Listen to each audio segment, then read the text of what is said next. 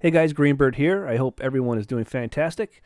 As you can see, today I'm going to be breaking down a piece of Mahogany Obsidian into a biface. I'll be starting by just, as you see there, scraping off the edges, all the loose material, all the weak edges, trying to get my platforms as strong as I can make them. A little bit of a flat side on this piece, and there is one side of it that's thicker than the other, as you can see, so this will be a little bit of a challenge.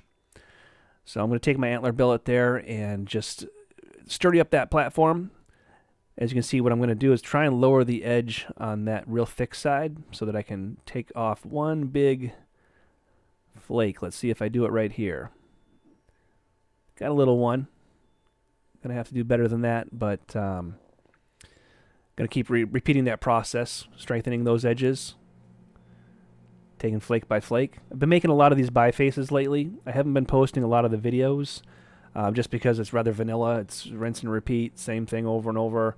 But nonetheless, I thought I'd get one of these on camera just so I could sort of track my progress and see where where I'm improving and where I need to improve a little bit more. I have been able to shave my bifaces down to about 25-30 minutes. As you can see, getting some nice thin flakes off here. Anyway, so I'm at about 25 to 30 minutes per biface.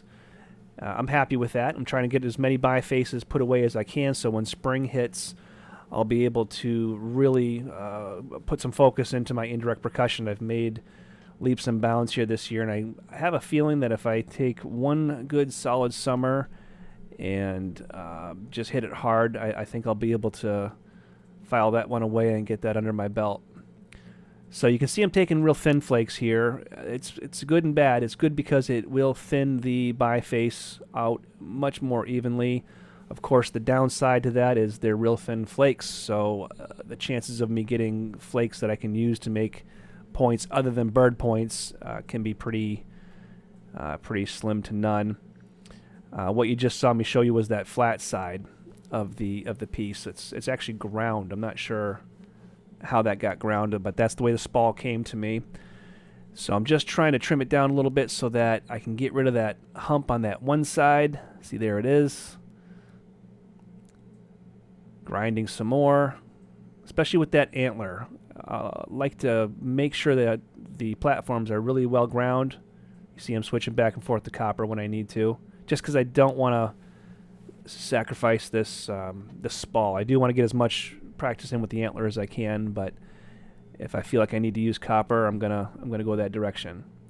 So there's a ridge I'm gonna take right there, a platform that I set up. You can see it. See how it goes.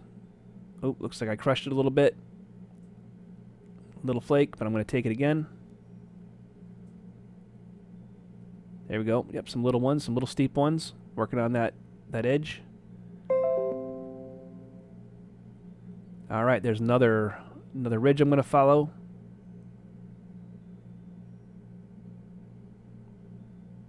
There we go. When in doubt, sturdy up that platform. There's two of them there. Nice thin flake. And you can see that biface is already starting to flatten out. Starting to make some progress. Ooh, there's a good ridge right there I'm going to take.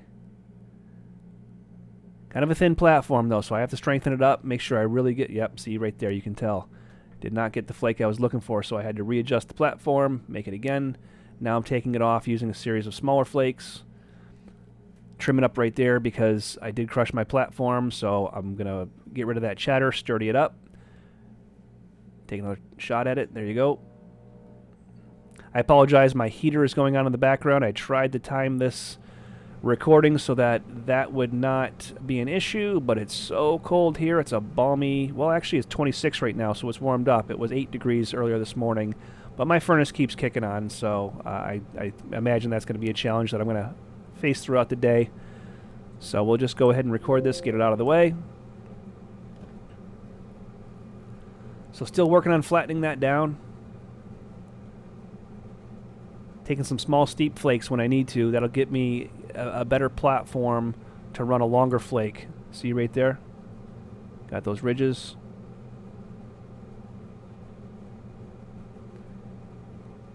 And there we go. Shrinking a little bit because I'm keep strengthening those edges, but that's okay.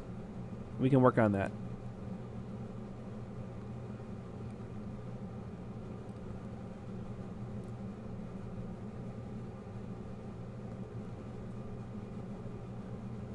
Yep, just one flake after another. They don't have to be huge flakes all the time. Trying to keep an eye on the shape of this. Sometimes the shape of my preforms tend to get away from me while I'm chasing ridges. So I'm trying to be a little extra cognizant of that and shape my preforms as I go, even if I'm sacrificing a little bit of size. See, that's flattening out already, but that thick spot's got to go, and that's what I'm going to do right here. Some smaller flakes. Not too bad, but not the big long flakes.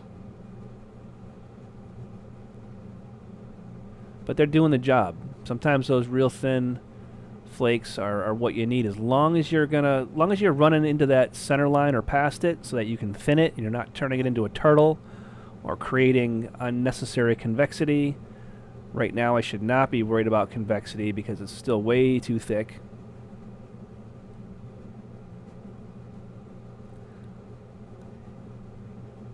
Making sure I'm focusing on my support. You can't really see it there, but I'm wrapping my whole hand around it, especially when I'm striking north and south from the tip and the base. I'm making sure I've pretty much got contact with everything. The tip of the base, the side of it, everything I can. I'm going to try and get some putty and try Chuck's technique, because that seems to work really, really well.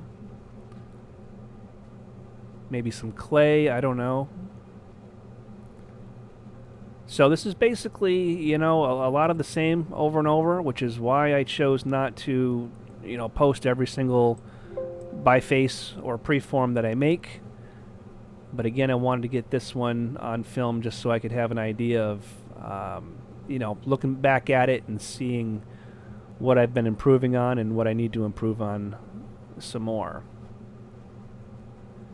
And I have to say, this one's coming along pretty nice so far.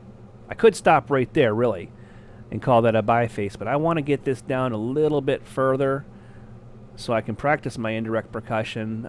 The only thing is sometimes I get a little carried away and I tend to break them down a little too far, to the point where they're really almost ready to take just one or two passes with indirect and then shape and notch. So I'm trying to leave a little bit more meat on the bone there, so when I'm practicing my indirect I can use both tools, the larger tool and the smaller tool, and get the most amount of practice with the strikes as possible.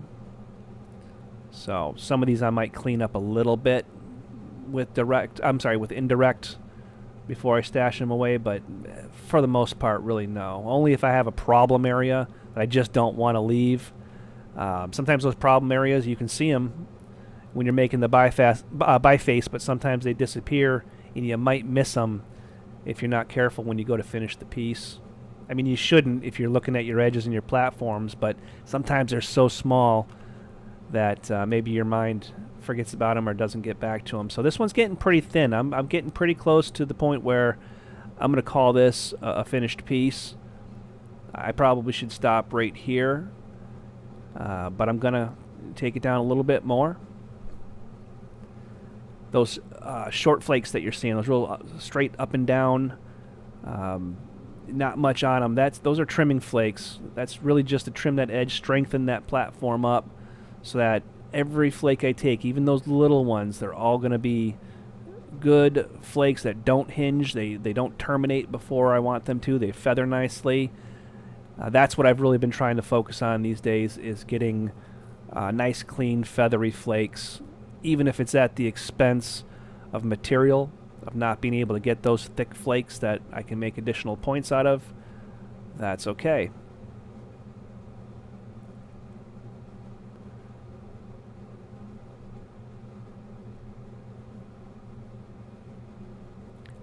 That's another thing I'm trying to do a lot more, is grinding. And you know, I know you can get away a lot of times without doing as much grinding as some people do, but really strengthening those edges and making them as tough as possible really helps. It's worth the time.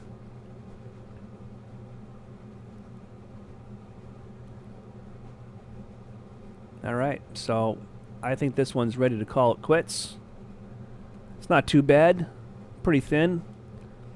Center line could use a little bit of adjustment. Obviously, it's still a little bit of zigzaggy, but you know, that's not a problem at all. I can take care of that with the indirect percussion. In fact, it actually makes things a little bit easier because it gives me some platforms. Alright guys, I hope you enjoyed the video. I hope everyone's doing well out there. Take the time today to tell someone that you love them. Time is precious. And I wish everybody the best in life. Till next time, Greenbird out.